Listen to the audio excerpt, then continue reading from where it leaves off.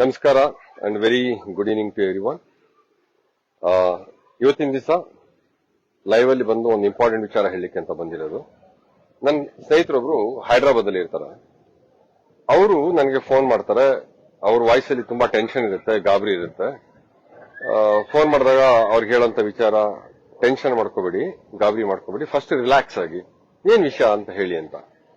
ಅವ್ರು ಹೇಳಿದ್ರು, ಇಲ್ಲ ನನ್ಗೆ ಗೊತ್ತಾಗ್ಲಿಲ್ಲ, ನಮ್ಮ ಮನೆಯವ್ರಿಗೆ ಗೊತ್ತಾದ್ರೆ ತುಂಬಾ ಕೋಪ ಮಾಡ್ಕೊಳ್ತಾರೆ, ನಾನೊಂದು ತಪ್ಪು ಕೆಲಸ ಮಾಡ್ಬಿಟ್ಟಿದೀನಿ ಅಂತ ಅನ್ಕೊಂಡಿದೀನಿ ಅಂತ.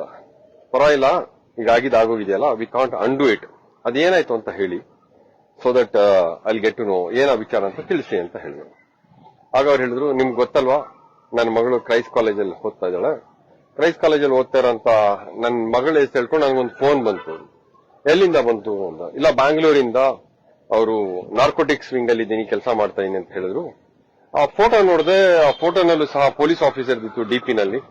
ಅವ್ರು ನನ್ಗೆ ಹೇಳಿದ್ರು, ನೋಡಿ ನೀವು ಅವ್ರ ತಾಯಿ ಅಲ್ವಾ, ಪೇರೆಂಟ್ ಅಲ್ವಾ ಅಂತ ಕೇಳಿದ್ರು. ನಾನು ಹೌದು ಅಂತಂದ್ರೆ, ನಾವು ಇದನ್ನ ನೀವು ತುಂಬಾ ಕಾನ್ಫಿಡೆನ್ಷಿಯಲ್ ಇಟ್ಕೋಬೇಕು, ಒಂದು group of boys and girls ನ ಅರೆಸ್ಟ್ ಮಾಡಿದೀವಿ. ಆ ಗ್ರೂಪ್ ಅಲ್ಲಿ ನಿಮ್ಮ ಮಗಳು ಇದ್ದಾಳೆ. ನಾವು ಚೆಕ್ ಮಾಡಿದಾಗ ಅವರೆಲ್ಲ ಡ್ರಗ್ಸ್ ನ ಕನ್ಸ್ಯೂಮ್ ಮಾಡಿದ್ದಾರೆ. ಆದ್ರೆ ಅದರಲ್ಲಿ ಕೆಲವರು ಆ ಡ್ರಗ್ಸ್ ನ ತಗೊಂಡಿರ್ತಕ್ಕಂಥವ್ರು ಕ್ವಾಂಟಿಟಿನ ಅವ್ರ ಹತ್ರ ಸಿಕ್ಕಿದೆ. ನಾವು ಅವ್ರನ್ನೇ ಬಿಡಕ್ಕಾಗಲ್ಲ.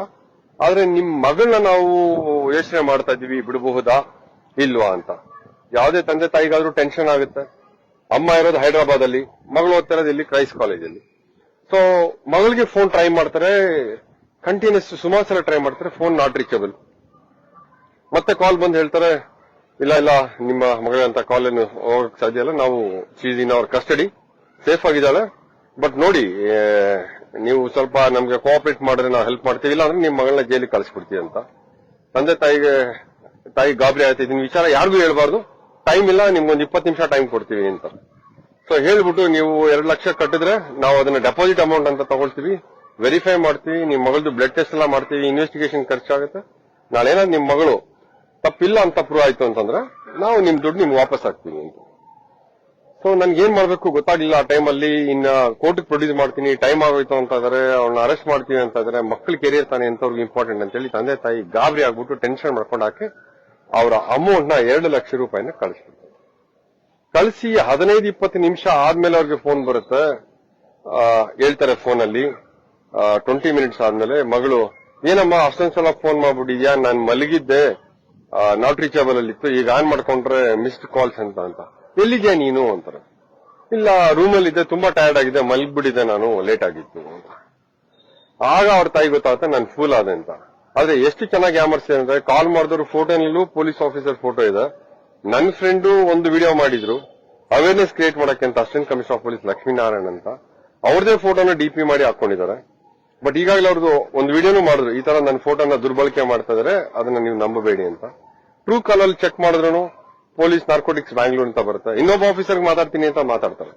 ಆದ್ರೆ ಇದನ್ನೆಲ್ಲವನ್ನು ಅವರು ಒಂದು 10-15-20 ನಿಮಿಷದಲ್ಲಿ ಆಕೆಗೆ ಚಿಂತನೆ ಮಾಡಕ್ ಅವಕಾಶ ಕೊಡ್ತೀರಾ, ಯಾರಿಗೂ ಫೋನ್ ಮಾಡಕ್ಕೂ ಬಿಡಿದೀರಾ, ಇಮಿಡಿಯೇಟ್ ಮಾಡಿ ದುಡ್ಡು ಹಾಕ್ತಾರೆ. ನೀವು ಇಮಿಡಿಯೇಟ್ ಹೋಗಿ ಕಂಪ್ಲೇಂಟ್ ಕೊಡಿ, ಕೇಸ್ ರಿಜಿಸ್ಟರ್ ಮಾಡಿ ಅಂತ ಹೇಳ್ತೀವಿ.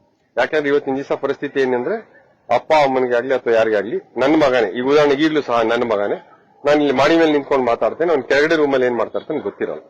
So this is actual situation, ಎಲ್ಲರೂ ಒಪ್ಕೋಬೇಕು. ಸೊ ಇಂಥ ಪರಿಸ್ಥಿತಿನಲ್ಲಿ ಊರಿಂದ ಊರಿಗೆ ಮಕ್ಕಳನ್ನ ಓದಕ್ಕೆ ಅಂತ ಕಳ್ಸಿರೋರ್ಗೆ ಮಗು ಈ ತರ ಆಗಿದೆ ಅಂತಂದ್ರೆ ಇರಬಹುದೇನೋ, ಆಗ್ಬಿಟ್ಟಿದೇನೋ ಅಂತ ಒಂದು ಗಾಬರಿ ಆಗುವಂತದ್ದು ಸಹಜ. ಸೊ ಹಾಗಾಗಿ ಈ ತರ ಕಾಲ್ಸ್ ಬಂದ್ರೆ ತಕ್ಷಣ ನಂಬಕ್ ಹೋಗ್ಬೇಡಿ, ನಿಮ್ಮ ಲೋಕಲ್ ಪೊಲೀಸ್ ಸ್ಟೇಷನ್ ತಿಳಿಸಿ, ಯಾವುದೇ ಹಣವನ್ನು ಹಾಕಕ್ ಹೋಗ್ಬೇಡಿ, ಟೈಮ್ ತಗೊಳ್ಳಿ, ನಿಮ್ಮ ಮಕ್ಕಳು ಭದ್ರವಾಗಿರ್ತಾರೆ. ಹಾಗಾದ್ರೆ ಈ ಮಗು ಡೀಟೇಲ್ಸ್ ಎಲ್ಲ ಎಲ್ಲಿ ಹೋಗಿರ್ಬೋದು, ನಾವು ಎಲ್ಲಿ ಬೇರೆ ಕಡೆ ಕೆಲವು ಅಪ್ಲಿಕೇಶನ್ ಫಿಲ್ ಅಪ್ ಮಾಡ್ಲಿಕ್ಕೆ ಕೆಲವು ಹೋಟೆಲ್ಗೆ ಹೋದಾಗ, ರೆಸ್ಟೋರೆಂಟ್ಗೆ ಹೋದಾಗ ಏನೆಲ್ಲ ನಾವು ಫಿಲ್ ಅಪ್ ಮಾಡಿ ನಮ್ಮ ಇಮೇಲ್ ಐಡಿ, ಫೋನ್ ನಂಬರ್ ಕೊಡ್ತೀವಿ, ಅಲ್ಲಿ ಡಾಟಾ ಲೀಕ್ ಆಗುತ್ತೆ. ಸೊ ಅದರಿಂದ ತುಂಬಾ ಕೇರ್ಫುಲ್ ಆಗಿರಿ. ಸೊ ಎಲ್ಲಾ ಪೇರೆಂಟ್ಸ್ ಅಥವಾ ಯಾರು ವಾಚ್ ಮಾಡ್ತಾ ಇದೀರಾ, ಇದನ್ನ ಎಲ್ಲರಿಗೂ ಶೇರ್ ಮಾಡಿ. ಸೊ ಈ ತರ ಪರಿಸ್ಥಿತಿ ಯಾರಿಗ್ ಬೇಕಾದ್ರೂ ಬರಬಹುದು. ಬಂದಂತ ಸಂದರ್ಭದಲ್ಲಿ ಟೆನ್ಷನ್ ಮಾಡ್ಕೋಬೇಡಿ. ಡಿಪಿ ನಲ್ಲಿ ಹಾಕೊಂಡ್ ಮಾತ್ರಕ್ಕೆ ಅವರೆಲ್ಲ ಪೊಲೀಸ್ ಆಫೀಸರ್ ಅಲ್ಲ, ಅಥವಾ ಟ್ರೂ ಕಾಲಲ್ಲಿ ಹೆಸರು ತೋರಿಸ್ತದ ಮಾತ್ರಕ್ಕೆ ಅವರು ಸಹ ಪೊಲೀಸ್ ಅಧಿಕಾರಿಗಳಲ್ಲ. ಆದ್ರಿಂದ ತಾವು ಇದ್ರ ಬಗ್ಗೆ ಗಮನ ಇಟ್ಟು ಯೋಚನೆ ಮಾಡಿ ಕೇರ್ಫುಲ್ ಅಂಡ್ ಕಾಶಿಯಸ್ ಆಗಿರಿ. ಈ ವಿಡಿಯೋನ ಆದಷ್ಟು ಜನರಿಗೆ ಶೇರ್ ಮಾಡಿ.